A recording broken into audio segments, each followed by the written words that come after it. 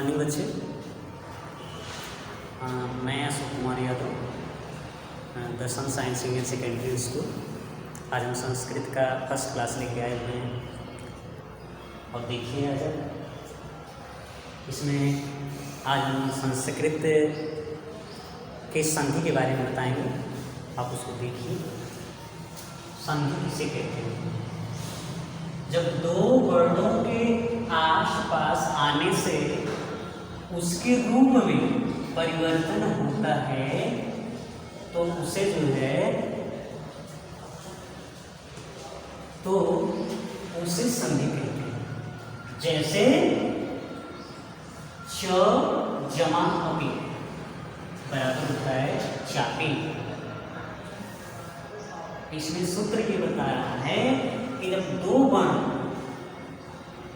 आपस में आए तो उसमें कुछ परिवर्तन आता है। तो ठीक उसी तरह यहाँ पे देखिए च में अ आ रहा है और ये अ आ रहा है, दोनों अ मिल करके आ बन जाते हैं। तो इसीलिए यहाँ पे ये चापी शब्द बन जाता है। च जमा अपि बराबर बन गया आपका चापी शब्द। यहाँ पे देखिए च से निकला हुआ अ और ये अ मिल करके यहाँ पे आ बन जाता है। इसीलिए यहाँ पे चापी शब्द एक नया शब्द बन जा रहा है। ठीक उसी तरह देखिए दूसरे वाले एग्जाम्पल में मुनि जमा इंद्र। मुनि का जो है छोटी ई आ रहा है। मुनि में मुनि के लास्ट वाले वर्ण में जो है छोटी ई आ रही है और इंद्र में जो पहला वर्ण है उसमें छोटी ई है। ये दोनों मिलकर के जब दोनों आपस में मिलते हैं तो बड़ी ई बन जाती है। तो यहाँ पे मुनि इंद्र, मुनि जमा इंद्र बराबर मुनिंद्र शब्द बन जाता है। अब देख लेते हैं संधि के भेद। संधि के मुख्यतः तीन भेद हैं। इसमें पहला है स्वर संधि, जिसे हम अच संधि भी कहते हैं, जिसे हम अच संधि भी कहते हैं।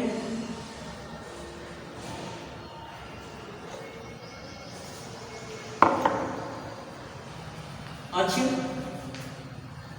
संधि।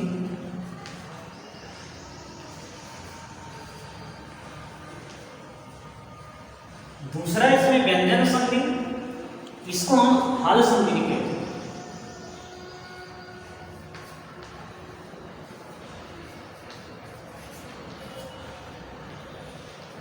और तीसरा आता है विसर्ग संधि, जिसे हम विसर्ग को विसर्ग कहते हैं। इसका चिन्ह है। तो चलिए अब स्वर संधि के बारे में देख लेते हैं। देखिए जब पहले शब्द का अंतिम स्वर संधि में देखिए जब पहले शब्द का अंतिम स्वर दूसरे शब्द के आदि स्वर से मिलता है तो इसे स्वर संधि कहते हैं। देखिए उदाहरण, देवधन आलय या देव जमा आलय बराबर देवालय बन रहा है। इसमें ये साफ बताया गया है कि जब पहले शब्द का अंतिम स्वर, देखिए देव में जो है पहला स्वर आ रहा है, फिर बता रहा है कि आदि स्वर से मिलता है। आदि स्वर, आदि यानी आदि का जो पहला स्वर है, इसमें स्वर आदि का जो पहला आ स्वर आया हुआ है तो ये दोनों आपस में मिलते हैं तो स्वर संधि होती है। तो ये बता रहा है कि देव धन देव जमा आलय बराबर देवालय शब्द बना हुआ है जिसमें दोनों स्वर आए हुए हैं। इसमें बता रहा है कि जब पहले शब्द का अंतिम स्वर दूसरे शब्द के आदि स्वर से मिलेगा तो वो स्वर संधि कही जाएगी। इसी तरह दूसरा में देखिए रवि जमा ईसत। रवि में भी जो है छोटी ई आई है। रवि के अंतिम रवि शब्द का जो अंतिम वर्ण है इसमें छोटी ई है और ईसा शब्द का जो पहला वर्ण है उसमें जो है बड़ी ई आई हुई है। तो ये दोनों स्वर हैं, दोनों मिलकर के बड़ी ई बन जा रहा है। इसीलिए यहाँ पे भी जो है रविस्वर शब्द बन रहा है। चलिए देख लेते हैं स्वर संधि के प्रकार के बारे में। स्वर संधि के 8 प्रकार हैं। स्वर संधि के 8 प्रकार हैं। 8 प्रकार हैं। लिस्ट पूरा देख लीजिए। इसमें पहला है स्वर संधि के 8 प्रकार में दीर्घ स्वर संधि, गुण स्वर संधि, वृद्धि स्वर संधि, यण स्वर संधि, अयादि स्वर संधि, पूर्व रूप स्वर संधि, पर रूप स्वर संधि, प्रकृति भाव स्वर संधि। अब आगे हम देखते हैं दीर्घ स्वर संधि के बारे में।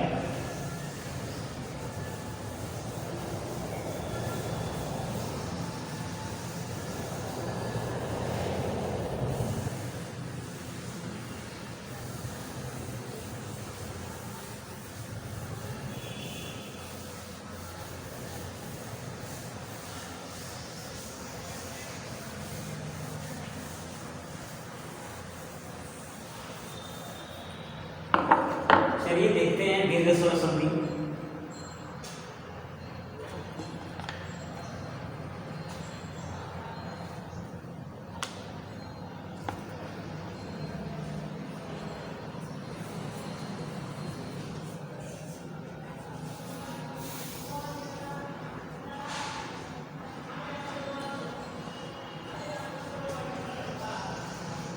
दीर्घ स्वर संधि।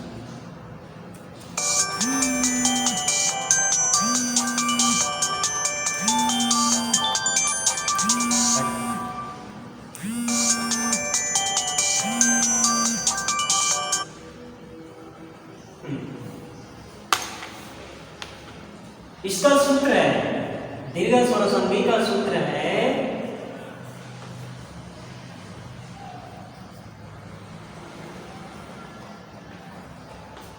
अकाशवाणी दीर्घ।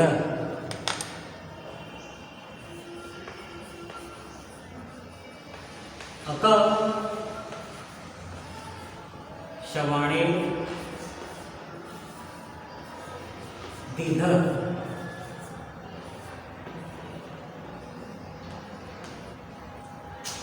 दीर्घ स्वर संधि का सूत्र है अकाशवाणी दीर्घ। अक का अर्थ होता है, अक का अर्थ है अ, ई, उ, री और ली। सवर्णे का अर्थ होता है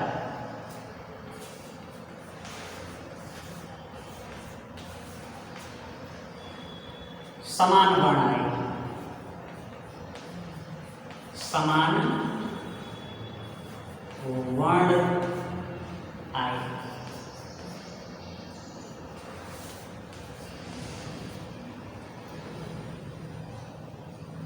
दीर्घ का अर्थ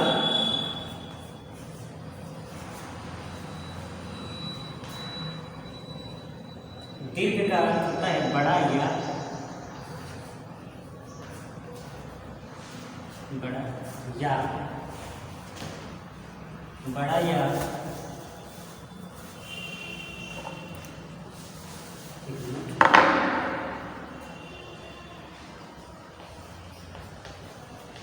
बड़ा या जो है आ, बड़ी, बड़ाऊ और बड़ी। तो चलिए थोड़ा सा एग्जांपल से समझ लेते हैं इसको। इसका उदाहरण है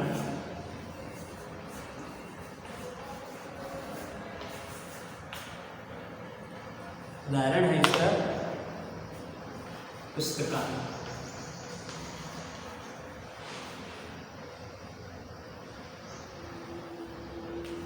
पुस्तक धन आलय।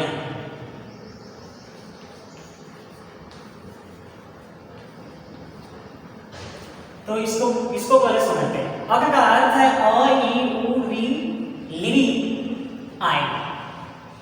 पहले शब्द में जो है अ, ई, उ, री और लिरी आए तथा दूसरे शब्द के प्रारंभ में इन्हीं के समान वर्ण आए, इन्हीं के समान वर्ण आएंगे तो उसका दीर्घ हो जाएगा।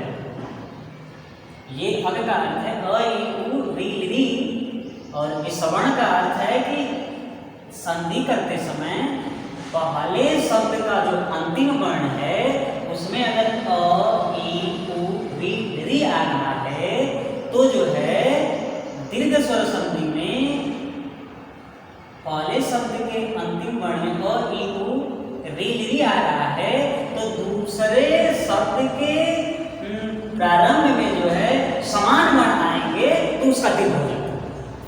समान वर्ण का अर्थ ये है कि अ आ रहा है तो दूसरे वाले शब्द में आ जाए, ई आ रहा है तो बड़ी ई आ जाए या छोटी ई आ जाए। अगर पहले शब्द में उ आ रहा है तो दूसरे शब्द में छोटा उ या बड़ा उ आ जाए, और इसमें री आ रहा है तो री आए या बड़ी री आए, तो उन दोनों के स्थान पे दीर्घ यानी बड़ा आ या बड़ी ई या बड़ा उ या बड़ी री आ जाती है। हम एग्जाम्पल से समझेंगे। देखिए पुस्तक धन आलय, इसमें देखते हैं पुस्तक का जो क है उसमें अ छिपा हुआ है, अ इसको नोट करिए और इसके बाद आलय में जो है यहाँ पे आ छिपा, तो ये अ और आ मिलकर देखिए दोनों समान आ रहे हैं, अ आए या आ आए या अ आए या अ आए, तभी बात यहाँ पे क्या बनेगी, ये दोनों मिलकर के बनेंगे आपका आ, क्योंकि यहाँ नियम में बताया जा रहा है कि ये दोनों दीर्घ बन जाएंगे, इसलिए यहाँ पे शब्द बनेगा पुस्तकालय।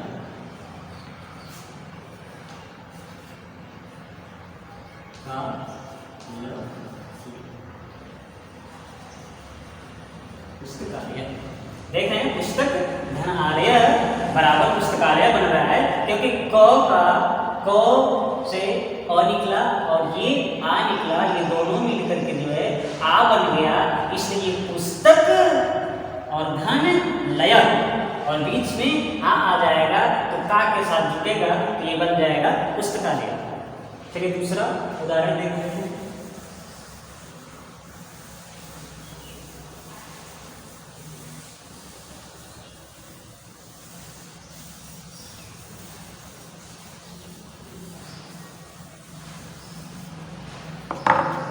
दूसरा उदाहरण इसमें क्या है,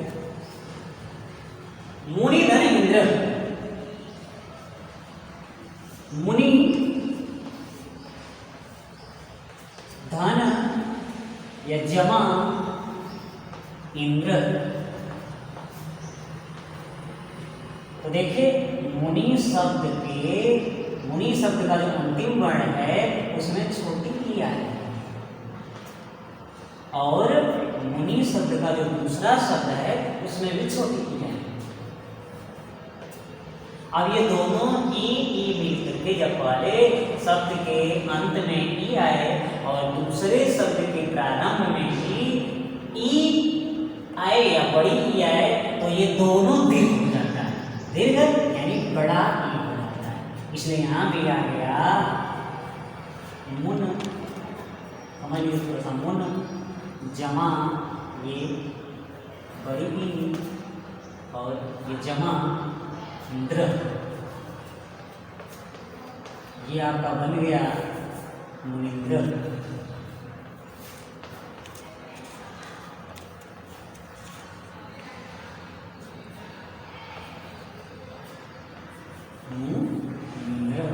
इससे बनना है। ठीक, आगे देख लीजिए एक और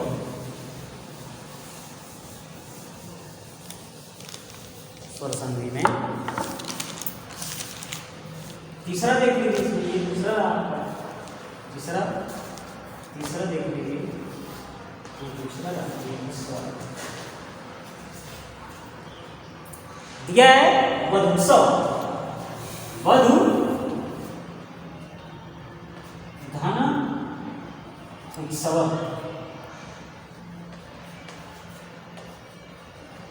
वधु धन उत्सव। वधु में देख लीजिए, वधु जो शब्द है उसमें लास्ट का जो अक्षर ध है उसमें ऊंची पर छोटा जो जमा प्लस का निशान, इसके बाद जो उत्सव शब्द है उसमें भी पहला जो अक्षर है वो ऊ, ये दोनों छोटा ऊ, ये दोनों छोटा ऊ है, इसलिए नियम के अनुसार दोनों समान जब आ रहा है तो इसमें दीर्घ होता है, तो ये दीर्घ होकर के बन जाएगा बड़ा ऊ।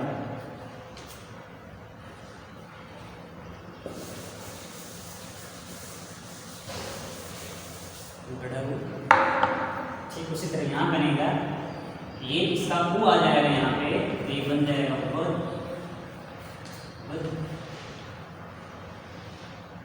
जमा, ये ऊ यहाँ पे लिखा जाएगा, ये जमा, ये ऊ हट जाएगा, ये छिप जाएगा क्योंकि यहाँ पे आ गया है, तो आता त श व, और ये जुट करके बनेगा बड़ा ऊ है सव,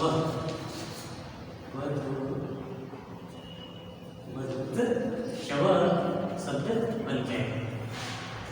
चलिए एक और उदाहरण देख लेते हैं यहाँ पे।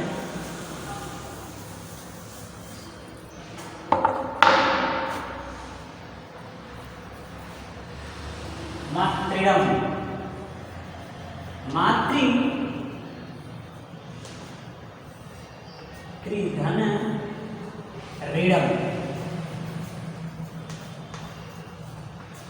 इसको देखिए मातृ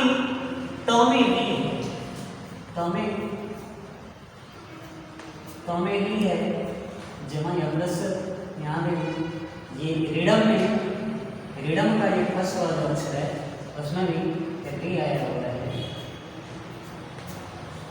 ये दोनों री मिल करके दीर्घ हो जाते हैं।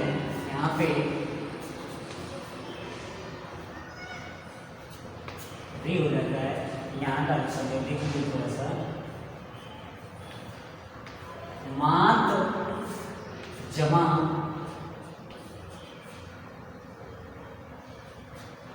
ही जमा ड़म, ये शब्द बन गया आपका